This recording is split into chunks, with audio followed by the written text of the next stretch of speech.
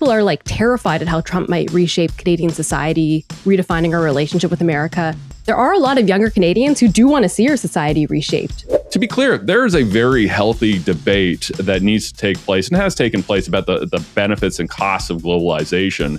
But it can be a little bit galling to hear well-off people diminish the value of cheaper goods to lower-income households. Hi, and welcome to The Missing Middle. I'm Cara Stern. And I'm Mike Moffatt. And today on Demographics, we're talking about Canada-U.S. relations and why standing up to our neighbor to the south feels easier if you're older and wealthier. Are you still boycotting American goods at the grocery store? If so, let us know in the comments. So, Cara, as you know, I love polling data. So here's some data for you. A recent Nanos poll finds that 88% of Canadians aged 55 and up are less likely or somewhat less likely to buy a product made in the U.S. than a year ago. And it's 10 percentage points lower for younger groups. And that doesn't seem to be a rogue poll. A Research Co. poll from last summer, which asked a slightly different question, found that 3/4 of Canadians aged 55 and up will avoid purchasing a U.S.-made product when a substitute is available. For other age groups, it's closer to about 50%. So all of this raises an obvious question. Why are older Canadians far more likely to change their purchasing habits in response to the actions and words of the Trump government relative to other Canadians? Well, I feel like everyone's pretty mad about the way that the Trump government is treating Canada, but I feel like older Canadians have spent so much more of their lives thinking of America as that like stable partner, that friend, and that connection is so much more central to how they see Canada compared to younger generations. Many people remember when free trade was first signed and it stayed that way for decades. They were a close partner economically, but also I hear a lot of people referring to how Canada stepped in after 9/11 to fight with America in Afghanistan. Like that moment seems to be a huge betrayal. Nowadays, people go, remember that? Like we were there for you. And younger Canadians have spent much more of their lives with instability in that relationship.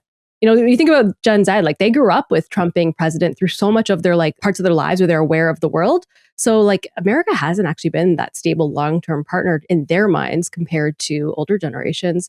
So maybe it doesn't feel as central to the Canadian identity that we're like a partnership with America.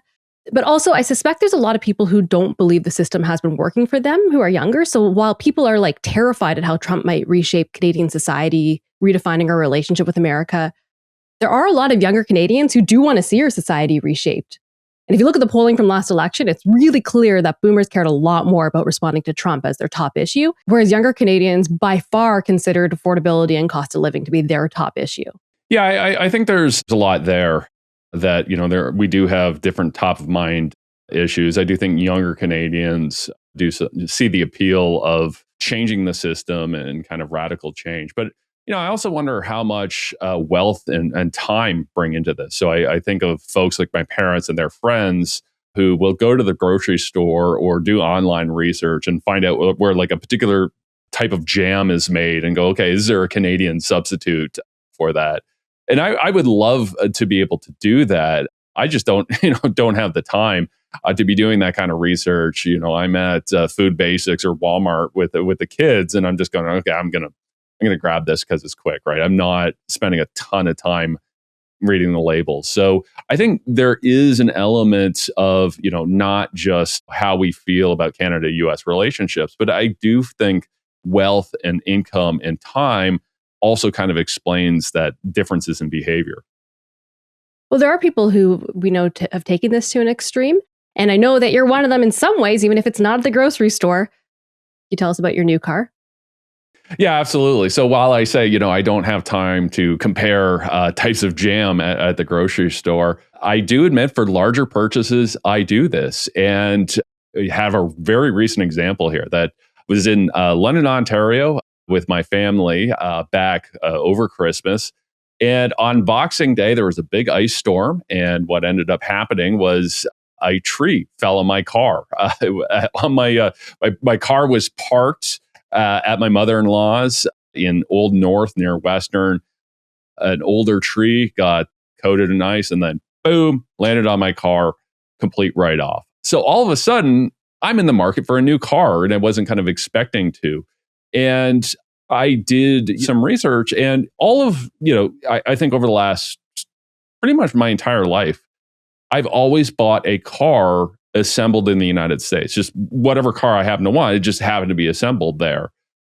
But I didn't feel overly comfortable, not in a kind of boycott sense, but I was just like, a car is a vehicle that, you're out and about in, and it says something about you. So I said, okay, can I find a vehicle that is built here in Canada that meets my needs? So we ended up getting a Honda CR-V hybrid. I've never owned a Honda before. I'm quite happy with it. It was just that I wasn't overly comfortable buying a car assembled in the US and driving it around because, again, of what I thought it kind of signaled about me. And I'm somebody who's worked in manufacturing. I've done reports on automotive supply chains. I know in my head that it doesn't matter which car I get that's made in North America. It's got parts from Canada, parts from the US, parts from Mexico, right? So it's some level, like, we don't really have Canadian cars. We kind of have NAFTA cars or CUSMA cars. But I was still kind of like, you know what? If I can get a car assembled here in Ontario, I'm going to do it. So that's what I did. And, got me thinking that I wonder if other people are kind of doing the same things, not just at the jam that they're buying at the food basics, but on cars and larger purchases as well. Well, cars are so expensive. I suspect a lot of people looking at getting their car are mostly looking at like the best combination of their needs versus and the cost of the car, and to kind of balance those two things. Because when you add in where it's assembled, like, that kind of feels like a luxury that many people can't afford. Yeah, it really is. And, I think we have to kind of understand that. And you mentioned kind of a luxury that people can't afford. You could take it further and say, well, that's just a luxury belief. This is a term you see online quite a bit. And that term comes from the conservative writer Rob Henderson. And the idea behind a luxury belief is that those beliefs create what he calls a social fashion, that the elites can wear them without consequence, but they can be dangerous for those who lack a safety net. So, it's easy for somebody who can, doesn't have to worry too much about what the price of jam is or the price of cars, or say, okay, well, I'm just, not going to buy the best value, but I'm going to start to take these other things into account. That's easier for a person like me and my family and, our kind of income and wealth level than it might be for somebody struggling to get by.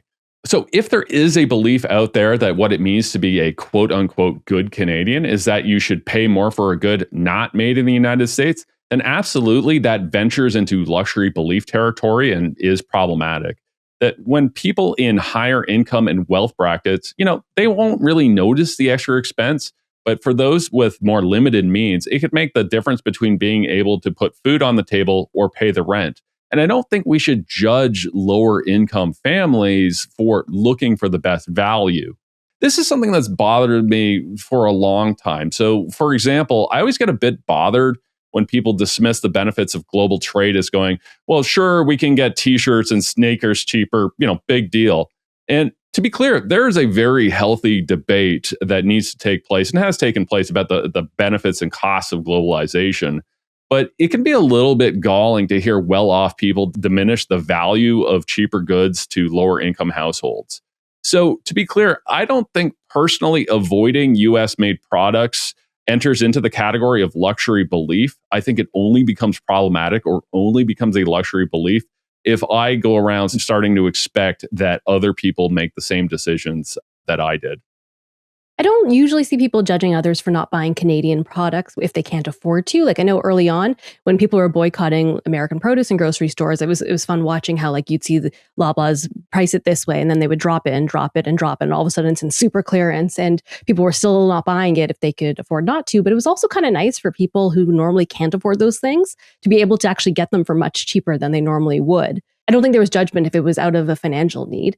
But the biggest place I do see some judgment of people buying American is people who are choosing to travel to America right now, unless they absolutely have to. Yeah, we see that as well. And I hear that conversation, both people my age and older folks. And to be clear, like, if you have to do it for work, absolutely. And I don't think we should judge people for that. On a personal level, I haven't been to the United States in a while. I would love to go down south and go to spring training. But I'm just not comfortable doing that. But at the same time, I don't want to judge people who are. You never know what's going on with people's lives and things like that. So, I think that can get kind of problematic when we're judgy. But when you purchase something or you travel somewhere, in a very real sense, you are voting with your wallet. So I like to be a little bit conscious of how I spend my money. I guess that makes sense. That's fair. Now, where I do think we get into luxury belief territory is the expectations we place on our politicians and how they respond to the actions and words of the US government. If we go back to that summer 2025 Research Co. poll, actions like cutting off energy exports to the US or having the prime minister publicly criticize President Trump, they're all more popular with those age 55 and up than they are for age groups of other people. And to be clear, it's not a huge gap. Like it's only like 6 to 10 percentage points, but it is real. It is statistically significant. And I think a lot of that gap can be explained due to worries about what it means for the economy, what it means for jobs. It's a little bit easier of a belief to have if you're retired. If I think about Prime Minister Carney's remarks in Davos back in mid-January, which were only indirectly critical of Trump, but they were critical, I noticed that boomers and Gen Xers like me absolutely loved the speech for the most part, but I do wonder how it resonated with millennials and Gen Z. Do you think it was received as positively, or do you think they were worried about economic blowback and, what it might mean for jobs and affordability? Well, I've almost exclusively heard people compliment it. I haven't heard that much criticism of it. Even Pierre Poilievre had to compliment it. So I don't know if this is just a bias of the type of people who listen to a speech from the World Economic Forum. Like, I don't know whether there's young people who just wouldn't listen to it, who would be mad about the contents. But for the most part, what I've seen and what I've heard is people saying, yeah, that was great. That was a great speech. It really showed what we're feeling about the world right now. However, what I have noticed is skepticism from younger Canadians about whether Carney understands how hard Canada is for them these days. Because he's done very well under a system that's worked for his generation. He was at the Bank of Canada and the Bank of England during a time when they engaged in quantitative easing, which we know increases home prices dramatically. And he keeps talking about the sacrifices and hard times that we'll experience as we rejig the economy in response to Trump. And it makes me wonder if young people are expected to be the ones to make those sacrifices. Because I haven't seen him signal that much that those sacrifices should be shared across the board. He hasn't really said what those sacrifices specifically are. And that makes me worry who are the ones expected to make those sacrifices. It does seem like he appeals to many boomers who have confidence he's going to protect the Canada that they know and love. But that Canada hasn't been working for a lot of younger people. So I don't know whether he's appealing to them in the same way at this point. Yeah, I think you're right. And I worry about something that you had mentioned earlier, that younger people are looking for more transformative change. And they're probably not seeing it right now. So, we can debate the merits of that GST grocery rebate that the prime minister announced back in January. You go, okay, that's a few extra bucks in our pocket. That's a great thing, but what is the sort of transformative change we're going to have? How do we create a Canadian economy that works for younger people in this current environment? And to be clear, wasn't really working for younger people before Trump. So you would think that now we could use this as an opportunity and say, okay, the global order is rebuilding itself. How can we kind of use that as an opportunity to fix some systems that weren't working particularly well, that were in fact broken for younger people? I'm not seeing much of that. And I wonder if and when that's coming, or, if there is this concern that say, hey, maybe we don't want to tinker with too much because, any kind of certainty that we give for younger people, maybe that's going to harm us electorally with older voters. I really don't know.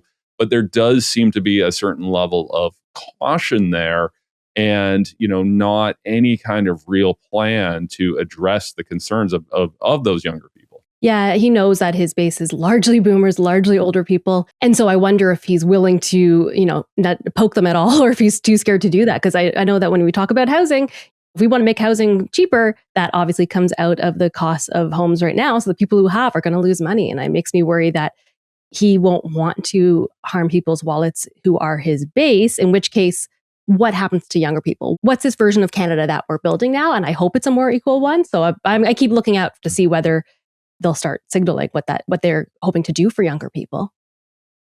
Yeah, me too. And I think you and I are going to be talking about it off and on for the rest of the year, because I think that's the number one thing I'm going to be watching as well. Or are we going to take this moment to make transformative change, to create an economy that works for all age groups? Or are we just going to make these little changes here and there, put a few extra bucks in people's wallets to, compensate them for the, higher priced grapes or whatever, but not really transform the system in any kind of meaningful way? Thanks for watching and listening. Our producer is Meredith Martin, and our editor is Sean Foreman. And if you have any thoughts or questions about the Honda CR-V, please let us know in the comments or send us an email to missingmiddlepodcast@gmail.com. And we'll see you next time.